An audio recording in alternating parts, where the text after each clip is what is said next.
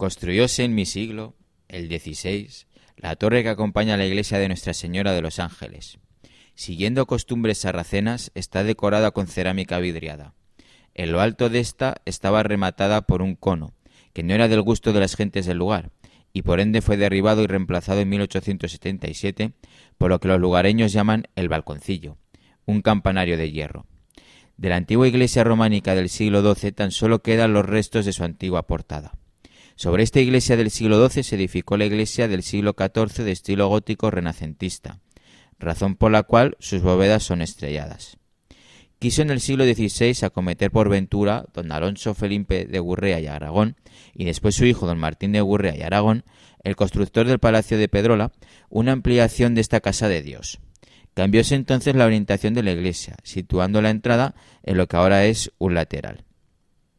Construyóse la Santa Duquesa, doña María Luisa de Borja y esposa del gran Martín de Gurrea, un pasadizo para unir su palacio a la iglesia, que aún hoy se vislumbra desde el exterior. En el siglo XVIII, para que la Virgen se congraciara con su hijo menor, Victorio Amadeo, y le devolviera la salud, los cristianísimos duques don Juan Pablo de Aragón Azlor y su mujer María Manuela de Piznatelli y Gonzaga encargaron una nueva ampliación al mejor arquitecto, don Juan de Villanueva. Este construyó un gran crucero de bóveda de cañón y estilo neoclásico, pero dotado de agudo ingenio, consiguió que no desentonase con el resto del edificio gótico. Para hacer tamaña proeza, tuvo que ocupar el cementerio que estaba pegado a la iglesia y parte de una vivienda. Los restos de la Santa Duquesa, que estaban junto a la capilla del Cristo crucificado, tuvieron que ser trasladados. Cuán grande fue la sorpresa al salir incorruptos. Aquí, en este plano, se ven las tres fases de construcción del templo. Si vuesas mercedes se adentran en el templo, nada más entrar verán a la izquierda la capilla donde está instalada la pila bautismal y un famoso cuadro del pintor flamenco Anton van Dyck, al que llaman La Virgen con el Niño y Santa Catalina. El grandioso artista pintó dos cuadros iguales. Uno se encuentra en Nueva York y el otro en Pedrola. Fue traído por el duque de Villahermosa, Carlos de Aragón y Gurrea y Borja, cuando volvió de su buen gobierno en Flandes. En esta capilla aparece también una enorme escultura de Nuestra Señora de los Ángeles. A la derecha se encuentra la capilla de San Roque, patrón del pueblo. Sobre la escultura de su excelente figura cuelga el cuadro de la resurrección de Jerónimo Cosida, uno de los más grandes pintores habráse visto en mi siglo. Unos pasos más adelante, en el flanco izquierdo, tenemos una capilla con un retablo barroco que enmarca tres cuadros. Uno representa a San Pedro de Alcántara, otro a San Francisco Javier y otro a San Ignacio de Loyola. Enfrente suya, en el flanco derecho y también frente a la salida del pasadizo de la Santa Duquesa, se encuentra la capilla de Santo Domingo, que alberga un cuadro atribuido al flamenco Roland de Moix, traído de Flandes por el gran duque don Martín, que retrata a su madre, Ana Sarmiento, rezando arrodillada ante el santo.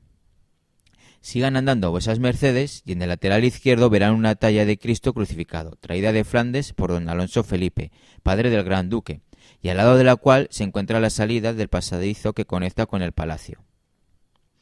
Frente al Cristo crucificado se encuentra la capilla de Nuestra Señora del Rosario, barroca toda ella.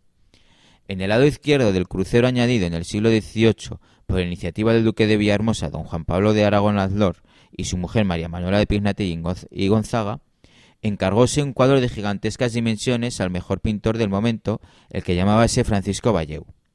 El cuadro se denomina El triunfo del corazón de Jesús, y en él aparecen un buen número de santos en derredor del Sagrado Corazón de Jesús. En la parte inferior del cuadro aparecen tres importantes jesuitas, San Ignacio, San Francisco Javier y San Luis de Gonzaga y San Francisco de Borja. En la iglesia hay una insistencia en la representación de santos jesuitas porque tanto la Santa Duquesa como María Manuela de Piznatelli, esposa de los duques, estaban emparentadas con importantes miembros de la Orden de la Compañía de Jesús. De idénticas dimensiones, pintó Valleu un cuadro detrás del altar mayor en el que representa la asunción de la Virgen a los cielos. Del cuadro Muerte de San José del lateral derecho del crucero encargóse José Veratón, discípulo de Francisco Valleu. Ya en el siglo XX fue voluntad de la duquesa doña Carmen que los restos de sus antepasados enterrados en la iglesia fueran llevados al castillo de Javier, por ella restaurado y entregado a la Compañía de Jesús, con la excepción de los restos de la Santa Duquesa. encargó al talentoso escultor Aniceto Marinas la creación de un monumento escultórico a su persona en el lateral derecho del crucero, frente al cuadro de José Baretón, representando a su ilustrísima figura orando. Quitóle el sueño al duque don Alonso Felipe de Aragón viajar a Roma, ver las catacumbas y otros santos lugares, y besar los pies del Papa, que conmovido por su fervor, cuando se reunió con su figura en la ciudad eterna, entrególe una espina de la corona con la que nuestro Señor fue crucificado, y las reliquias de Santa Viviana, San Marcelino y Santa Cecilia. Su hijo, el gran duque Martín, caballero singular y defensor de la justicia, recibió en premio a su hidalguía por defender a las monjas de un convento en la batalla de San Quintín, un madero de la cruz en que expiró nuestro Señor, y las reliquias de San Orencio y Santa Paciencia. Desde entonces, desde el siglo XVI, custodióse en la Iglesia todas estas reliquias. Pero un día los franceses, en la Guerra de la Independencia, se llevaron algunas de estas.